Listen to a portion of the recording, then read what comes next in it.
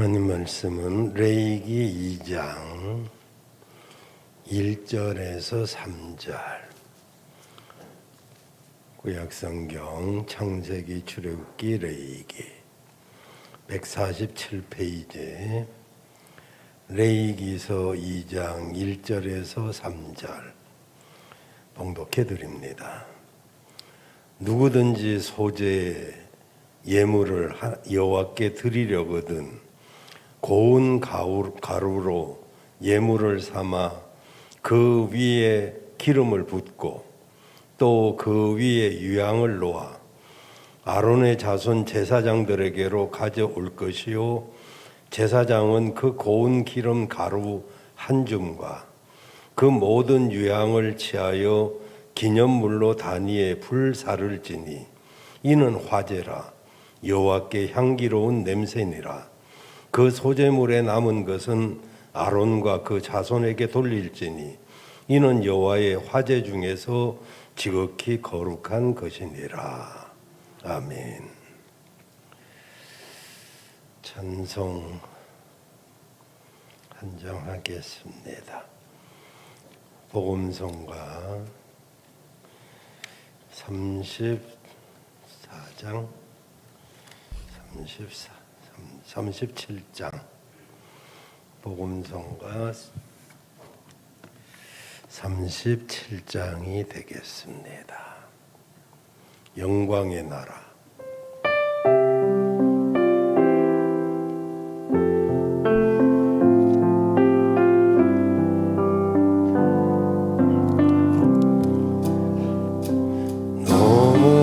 너무나도 아름답도다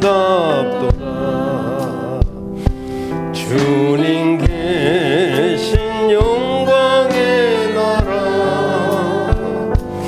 너무나도 귀하도다 주님 계신 영광의 보좌. 저 영광의 나라 내가 소망하오는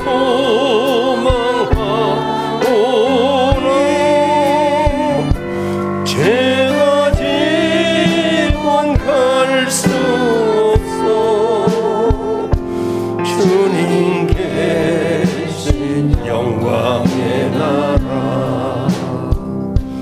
금은 보화 다 준다 해도 나는 기쁘지 않아. 내 주님만 바라보니 세상 영화 부럽지 않아. 저 영광의 나라 내가 사모하오니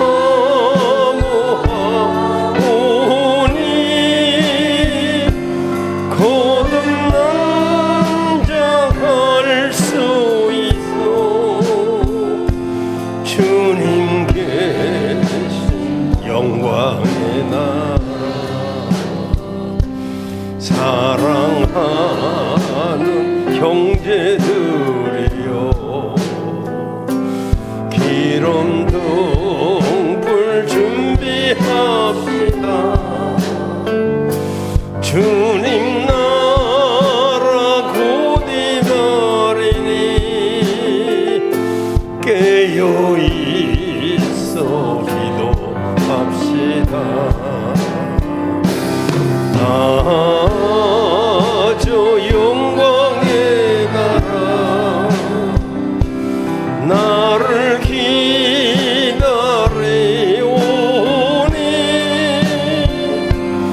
할렐루야 나는 가리라. 주님 계신 영광. 금은 보화 다 준다 해도 금은 보화 다 준다 해도 나는 기쁘지 않아.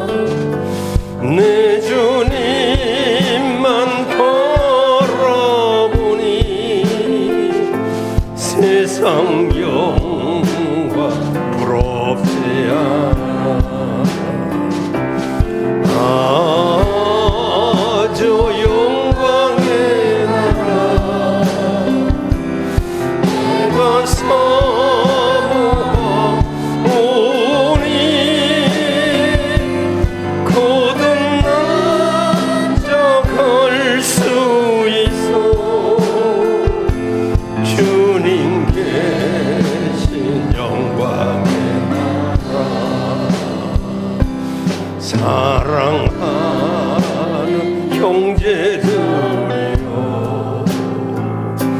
기름 등불 준비합시다. 주님 나라 곧 임하리니 깨어 있어 기도합시다.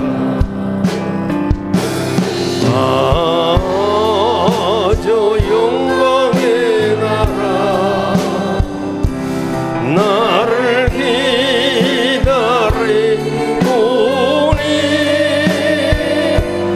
할렐루야 나는 가리라.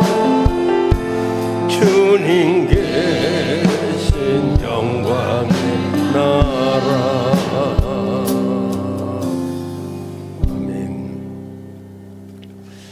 할렐루야. 오늘 저녁에도 주님의 은혜가 충만하기를 바랍니다. 우리 옆에 있는 분들과 인사하겠습니다. 주의 이름으로 사랑합니다. 은혜 받으시기 바랍니다. 중국의 춘추 전국 시대 때 왕이 그 당시 사상가인 장자라는 사람을 만나서 그가 탁월한 식견이 있다는 소문을 듣고 정계에 입문하기를 요청을 했습니다. 그러나 장자는 한마디로 거절했습니다. 이제 왕이 직접 또 가서 관직을 맡아달라고 사정을 했지만은 장자는 거절했습니다. 그리고 이렇게 말했습니다. 저에게 가장 중요한 것은 제가 하고 싶은 일을 하며 살아가는 것입니다. 수레를 타고 여기저기 다니면서 자연을 벗삼아 사는 것이 저에게는 가장 중요한 일이라 설령 천하를 다 준다 해도 저는 받아들일 수가 없습니다. 혹 제가 못마땅하다면 죽인다 해도 저는 거절하겠습니다. 중국의 유명한 사상가들은 거의가 자유를 중요한 것으로 생각하는 사람들이 대부분이었습니다. 이들은 실제로 높은 자리나 많은 돈에 굴하지 않았고 목숨을 설사 잃는다 해도 자유를 지키기 위해서 뜻을 굽히지 않았습니다. 정말 이렇게 자신이 중요하다고 생각하는 것은 그 어떤 어려움이 있어도 반드시 지켜야만 하는 것입니다.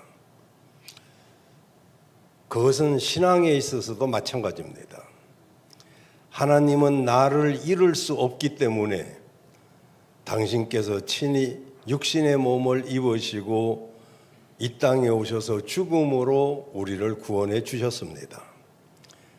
그렇다면 내가 정말로 지켜야 될 것이 무엇인지, 그것을 내가 제대로 지키고 있는지 우리는 자신을 확인해 볼 필요가 있습니다.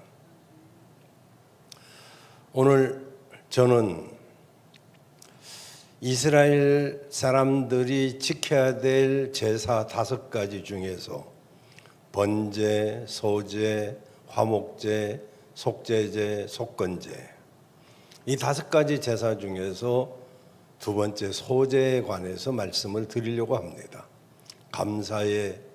감사로 드리는 소제, 이런 제목으로 말씀을 드리려고 합니다. 우리는 이 소제는 곡물로 드리는 제사인데 히브리어로는 민하라고 합니다. 이 뜻은 선물이란 뜻입니다. 높은 사람에게 호의를 담아서 그의 기림을 얻기 위해서 드리는 예물을 민하라고 합니다. 창세기 32장 21절에 보면 야곱이 고향으로 돌아오다가 자기 앞에 에서가 400명의 군사를 거느리고 죽이러 오고 있다는 소식을 듣고 그는 자신의 물질을 4등분해서 하나씩 보내는데 그 선물을 민하라고 합니다. 받은 호의나 은혜에 대해서 감사하는 마음을 표현하기 위해서 자발적으로 드리는 예물이 소재인 것입니다. 그래서 우리를 구원하신 하나님의 은혜에 감사해서 내가 자원해서 하나님께 드리는 헌신을 우리는 민하라고 합니다. 레위기 2장 그리고 23장에 보면 소재를 드리는 방법이 자세하게 나오는데 이 소재는 유일하게 짐승 없이 곡식으로 드리는 제사입니다. 제사를 드리는 사람은 평소에 집에서 사용하고 있는 밀가루나 보리를 빻아서 고운 가루를 만들어서, 다시 말하자면 저들이 늘 먹는 일상 식사에 사용하는 것이죠. 우리로 말하면 쌀과 같은 것입니다.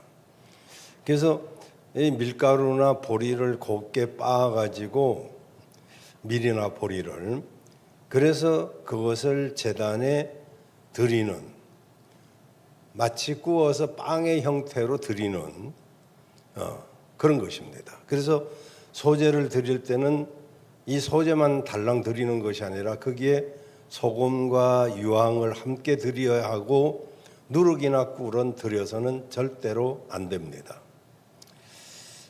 그렇다면 이런 소재가 우리에게 주는 의미가 무엇인지 오늘 저녁 살펴보기를 원합니다.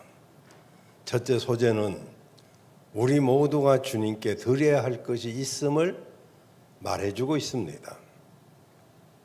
1절, 2절을 보면 소재를 드리려는 사람은 제약이 없습니다.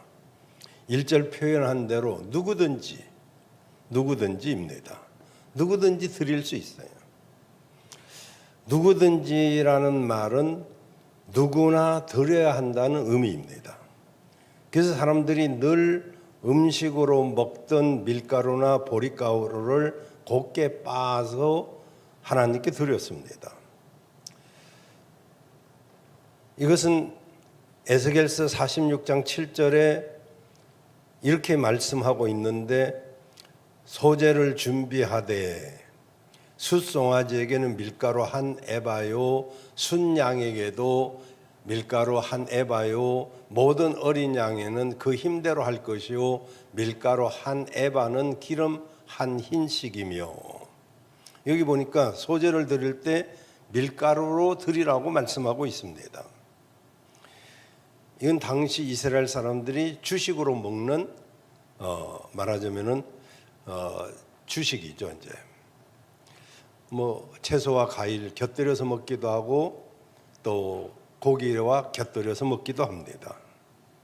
그러니까 특별히 따로 준비할 것이 없이 집에 있는 그것을 가지고 와서 드리는 제사가 소제입니다.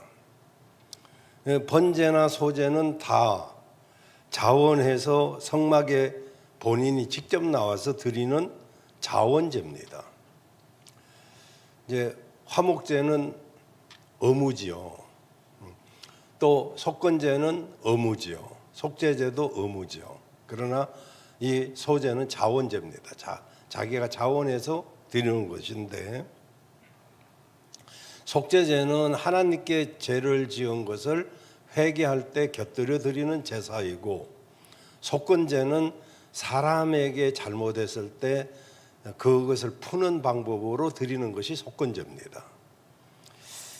어쨌든 간에 번제는 하나님 앞에 제물을 태워서 드렸고, 근데 소제는 드리는 방법이 달랐습니다. 3절에 보면 그 소제물에 남은 것은 아론과 그의 자손에게 돌릴지니 이는 여호와의 화제 중에 지극히 거룩한 것이니라라고 말합니다. 그러니까 여기 2절에 보면 소제를 드리려고 하는 사람이 고운 가루를 가져와서 기름을 붓고 유향을 그 위에 놓으면 제사장은 그 소제물 중 한 움큼만을 드리고 나머지는 제사장들의 음식이 되게 했습니다. 그것은 화덕이나 철에 구운 빵으로 드릴 때도 마찬가지입니다. 이렇게 이제 소제는 집에서 일상적으로 사용하는 것들을 드렸는데, 근데 이걸 다 태워서 드리지는 않았습니다. 태워서 드리기도 했지만은, 그래서 일부는 드리고 일부는 하나님께 드리고 나머지는 제사장들에게 돌려서 제사장들이 먹는 음식이 되게 했습니다. 이 소제는 하나님께 드림으로써 사람들은 하나님을 사랑하는 법을 배우게 됩니다. 그리고 나머지는 제사장에게 주어서 수입이 없는 제사장이 먹게 함으로써 그 제사장의 은혜에 감사하는 법과 사람을 사랑하는 법을 배우게 만드는 목적이 소제에 있었습니다. 이제 읽지는 않았지만 12절에 쭉 내려가서 12절에 보면 처음 익은 곡식을 여호와께 드리라고 했는데, 이것은 바로 소제를 드림으로 거기 다른 곳인데 에스겔서 44장 30절에 보면 처음 익은 열매와 너희 모든 예물 중에 각종 거제 제물은 다 제사장에게 돌리고, 에스겔서 44장 30절 너희가 또 천 밀가루를 제사장에게 주어 그들로 네 집에 복이 임하도록 하게 하라. 이게 굉장히 중요한 이야기인데요. 이제 목회자가 성도들의 가정을 신방한다거나 또는 기업에 가서 예배를 드린다거나 할 때 그냥 가는 게 아닙니다. 민수기 6장 22절에서 24절에 26절까지 보면 하나님께서 제사장에게 이렇게 말합니다. 민수기 6장 24절에 보면 여호와는 내게 복을 주시고 너를 지키기를 원하며 여호와는 그 얼굴로 내게 비치사 은혜 베푸기를 원하며 여호와는 그 얼굴을 내게로 향하여 평강 주시기를 원하노라. 이렇게 은혜 베풀고 평강 주시기를 원하노라 이렇게 하라고 말씀하고 있어요. 그러면 27절에 그들이 제사장입니다.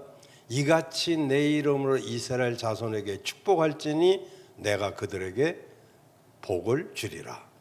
그 24, 25, 26절에 필은 그 축복을 그들이 그 가정에 또는 그 기업에 축복하면 하나님이 그 복을 그들에게 주리라고 약속하고 있습니다. 아까도 읽었지만은 에스겔서 44장 30절에도 제사장에게 주어 그들에게 네 집에 복이 임하도록 하게 하라라고 말하고 있습니다. 신약 성경에 와서는 갈라디아서 6장 6절에 보면 가르침을 받는 자는 말씀을 가르치는 자와 모든 좋은 것을 함께 하라고 말씀하고 있습니다. 근데 이 소제는 하나님을 믿는 모든 사람들이 하나님께 감사의 제사를 드리는 동시에 제사장과 가르치는 그 사람들을 돌아보고 어려움을 겪고 있는 사람 또는 믿지 않는 사람 중에서도 어려운 사람을 돌아봐야 한다는 메시지를 거기에 담고 있는 것입니다. 이런 일들은 그리스도인들 모두에게 해당된다는 것이 이 소제의 가르침입니다. 두 번째로는 이 소제는 고운 가루를 드리는데 이것을 통해서 우리가 가루처럼 깨어져야 됨을 상징하고 있습니다. 여기 고운 가루. 이 소제의 제물은 곱게 갈아야 돼요. 거칠게 갈아서 드릴 수는 없습니다. 고운 가루를 들이기 위해서는 곱게 가루가 될 때까지 계속 갈아야 되는 작업이 필요합니다. 생각해 보십시오. 기계가 없는 그 시절 고운 가루로 만들려면 돌이나 맷돌 같은 것에 수없이 갈아야 됩니다. 지금은 믹서기가 강력하고 믹서기 가다가 서는 그런 믹서기가 아니고 정말 넣기만 하면 곱게 금방 빠지는 이런 때하고는 틀리죠. 그렇게 갈면서 무슨 생각을 하라는 것입니까? 이 곡식은 하나님께 영광을 올려드리는 제사인 제물이 되고 또 한편 남는 것은 하나님을 섬기는 제사장의 음식이 됩니다. 그게 하나님과 사람 앞에 쓰임받는 그런 사람이 되는 것인데 그 사람이 바로 곱게 빠지고 낮아지고 부서졌을 때 새로운 그릇으로 탄생할 수 있고 축복받는 성도가 될 수가 있는 것입니다. 그 찬송에도 부서져야 하리, 부서져야 하리, 부서져야 하리, 깨져야 하리, 더 많이 깨져야 하리, 이런 찬송 있잖아요. 깨지기가 싫으니까 안 불러봤겠지.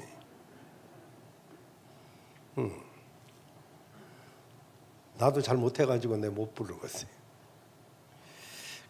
실력은 다 보여줬어요. 지금 씻겨야 하리, 더 많이 깨끗이 씻겨야 하리, 하여튼 깨져야 하리, 부서져야 하리, 씻겨야 하리, 이런 찬양인데요. 여러분, 정말 우리는 이기심이 앞서고 내 욕심이 앞서고 내 생각이 앞서는 사람들 아닙니까? 이런 우리들이 하나님의 복을 받기 위해서 또 하나님 앞에 쓰임 받기 위해서 정말 유익한 사람들이 되기 위해서 내가 부서지고 깨지지 않고는 불가능하다는 것을 인정해야 됩니다. 제가 말씀드렸죠. 우리 모두는 이런 것을 가지고 있어요. 욱 하는 성질, 확 하는 행동, 막 하는 말, 막 그냥 말을 쏟아내고요. 욱하고 확 하고. 이게 곱게 깨지지 않으면 여러분 기분 나쁘게 생각하지만 그런 분은 없을 줄로 믿고 말하는 거니까. 성질이 개떡 같은 사람은 연단이 많아요. 그걸 아셔야 돼요. 말이 고운 사람, 부드러운 사람은 삶이 부드럽지만은 말이 거친 사람은 삶이 거칠어져요. 그러니까 우리가 깨지고 부서지고 씻겨지지 아니하면 정말 축복의 그릇이 완성되기가 쉽지 않습니다. 정말 자기 자신에게는 한없이 너그럽고 자기 가족에게는 한없이 관대하지만 다른 사람에게는 냉정하고 비판적이고 그렇게 따지기를 잘하고 공격적인 우리들에게 하나님이 소재를 통해서 너 자신이 부서져야 된다. 너 자신이 아멘 안 해서 내가 못하겠어요. 안 부서지려고 애를 쓰니까. 부서져야 됩니다. 깨져야 돼요. 말씀드렸잖아요. 계란이 스스로 깨지면 병아리가 나오지만 남이 깨트리면 후라이가 돼요. 우리가 스스로 내 자신을 부수고 깨트리면 나는 쓸모있는 그릇이 되지만 안 그러면 하나님이 부숴버리잖아요. 그건 얼마나 힘들어요. 여러분, 그런데 우리가 어떻게 그렇게 할 수 있을까요? 그것은 바로 내 편협된 생각, 내 이기적인 생각이 깨져야 되는 것이죠. 그렇지 않고서는 절대로 하나님께 기쁨이 될 수 없고 다른 사람을 유익하게 할 수 있는 사람이 될 수가 없는 것입니다. 누가복음 19장에 보면 한평생 자기만 생각하고 자기 주머니만 생각했던 삭개오라는 사람이 나오죠. 그 사람 이름은 진실하다, 순수하다 그러지만은 전혀 그의 삶은 그렇지 않았어요. 그런데 누가복음 19장 8절에 보면 그 사람이 예수님을 만나가지고 얼마나 변하느냐 하면은 자기 소유의 절반을 가난한 사람들에게 주겠고 만일 네 것을 토색한 일이 있으면 4배나 갚겠다. 이렇게 바뀝니다. 여러분 어떻게 이런 일이 가능할까요? 바로 예수님을 만나서 변화됐기 때문에 가능한 것이죠.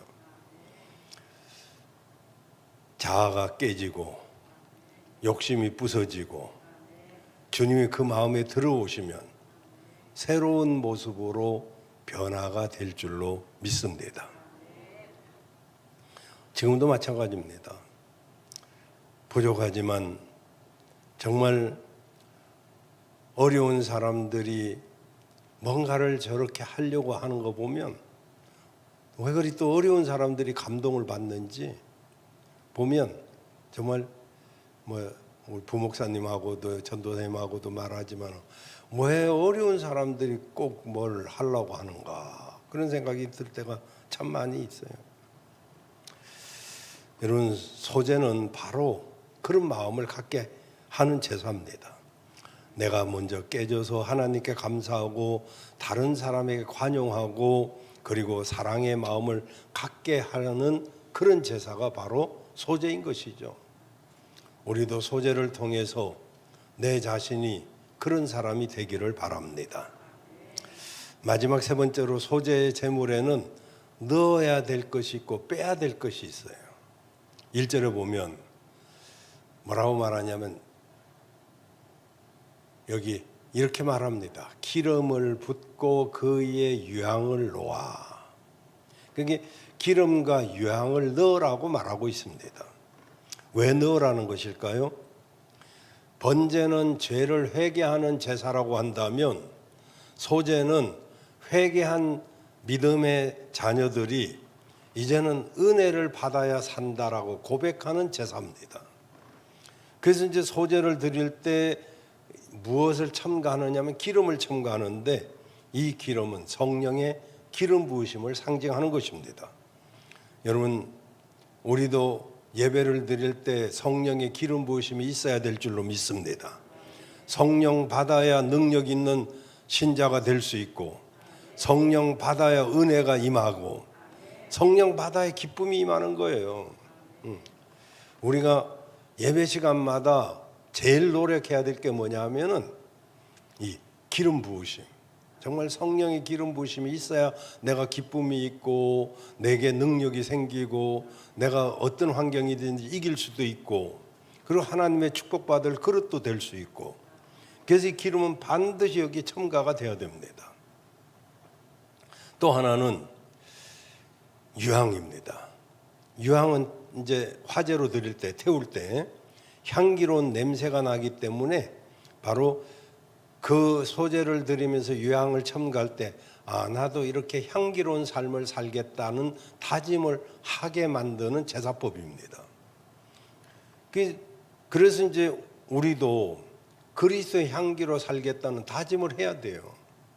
고린도후서 2장 15절에 보면 우리가 그리스도의 향기라고 그랬잖아요. 또 13절에 보면 소재의 제물에 꼭 들어가야 할 것이 있는데 2장 13절에 보면 한 가지가 더 있어요. 그게 뭐냐면 소금입니다. 소금. 네 모든 소재물에 소금을 치라 그랬잖아요. 그러니까 아까 말씀드렸어요. 기름, 유향, 소금 이 세 가지가 들어가야 되는데 그럼 왜 소금을 넣어야 할까요? 13절에 보면 하나님의 언약의 소금 이렇게 말하잖아요. 언약의 소금.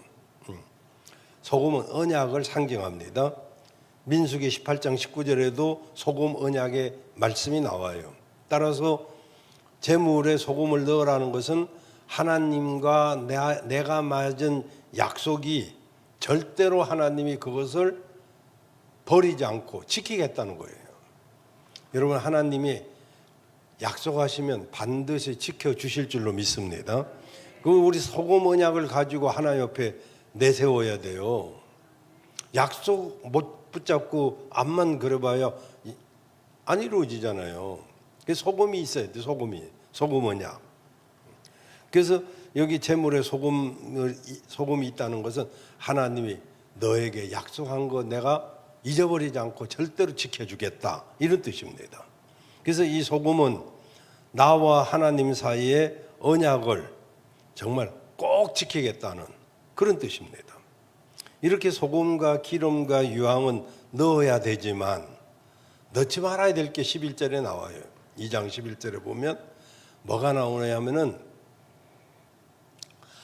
여호와께 드리는 소제물에는 모두 누룩을 넣지 말고 너희가 누룩이나 꿀을 여호와께 화제로 드려 사르지 못할지니라 그랬어요.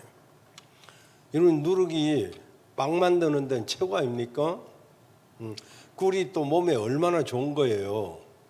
근데 여기서 누룩과 꿀을 넣지 말라는 것은 그것이 가지고 있는 하나의 특징을 말하는 것이지 실제인 뭐 꿀을 먹지 말라 이런 거 아닙니다. 오해하지 마시길 바라고요. 그러면 왜 누룩과 꿀을 넣지 말라고 하느냐? 그 의미만 우리가 받아들이면 됩니다. 누룩은 실제보다는 부풀리는 특성을 가지고 있습니다. 그래서 밀가루 속에 누룩을 넣으면 누룩이 막 그 밀가루가 부풀어 올려가지고 이게 이제 사실 먹기는 좋잖아요. 이렇게 누룩 없는 떡보다는 누룩을 넣어서 이스트를 넣어가지고 부풀린 게 굉장히 맛있는데 이건 상징이라고 말씀드렸어요. 그것은 뭐냐면 누룩은 거짓, 변질 이런 것을 뜻합니다. 그러니까 자신을 포장하고 거짓 것으로 만들고 교만하고 그걸 상징적으로 표현하는 것을 누룩이라고 하고 그 누룩은 죄를 상징합니다. 그게 넣지 말라는 거예요. 소재에는 거짓말, 부풀리는 거 이런 거 넣지 말라는 거예요. 그렇게 누룩은 자기를 과시하고 포장하고 외식하고 이런 죄를 상징하기 때문에 우리가 신앙생활하면서 누룩을 많이 씁니다.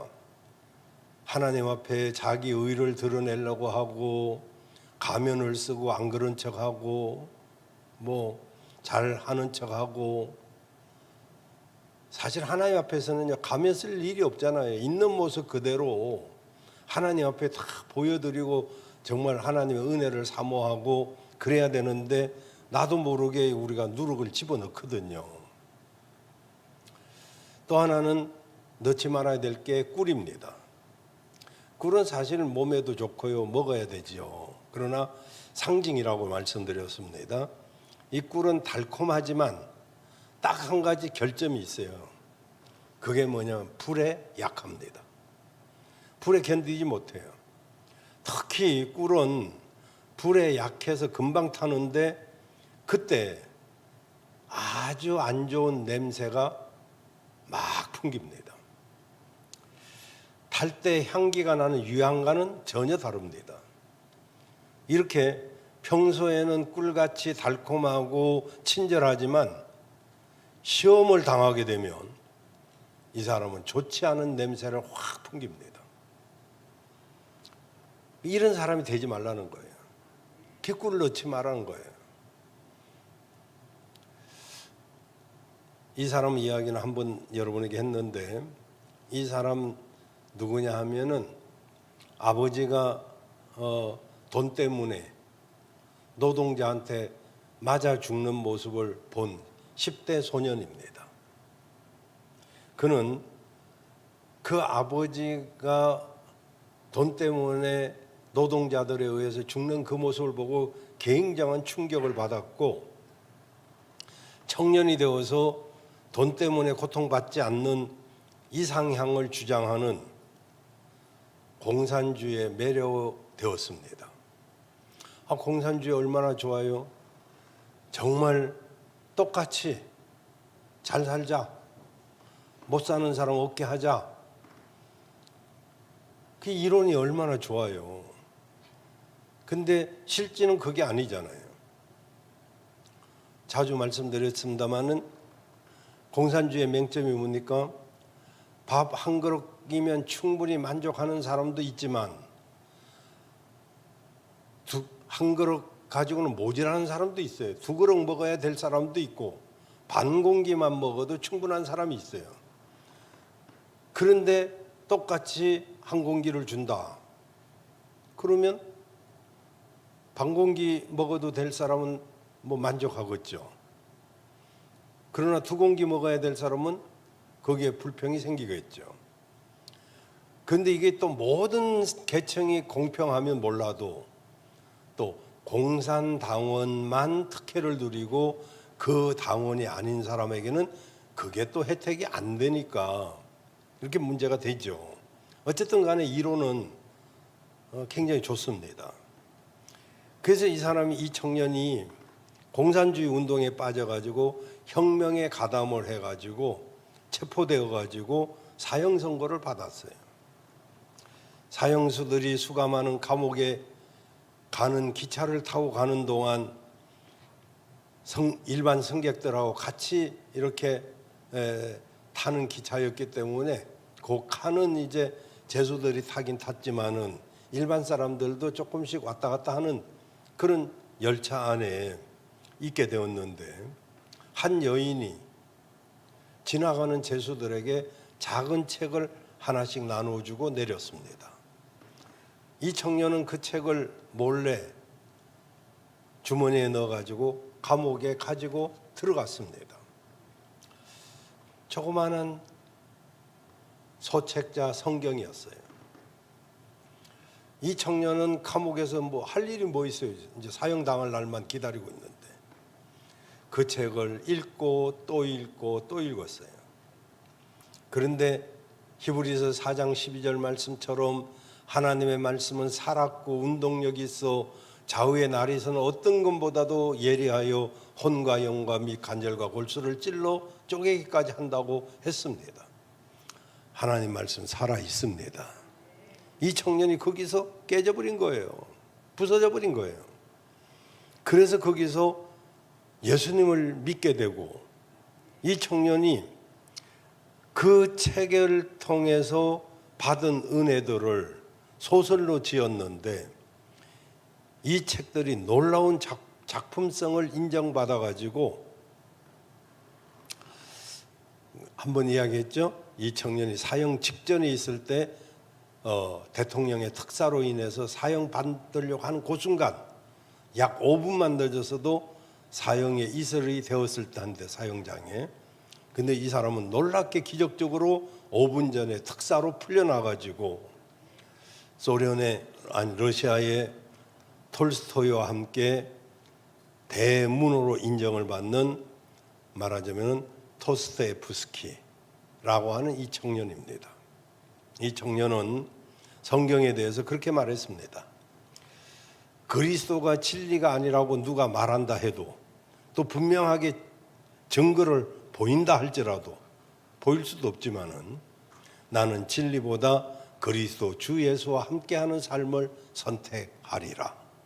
그는 오직 주님과 함께 살겠다고 굳게 다짐을 했습니다.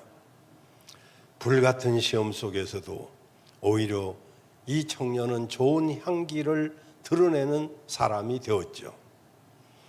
말씀이 이 사람을 변화시킨 줄로 믿습니다. 그리고 본문에 나와 있지는 않지만 소제는 반복적으로 드려지는 제사입니다. 사람들은 아침과 저녁에 소제를 드렸는데 이 저녁에 소제를 드린 것 때문에 우리도 저녁 예배를 드리는 것입니다. 소제는 아침, 저녁 이렇게 드렸어요. 그래서 이것을 통해서 성도들은 계속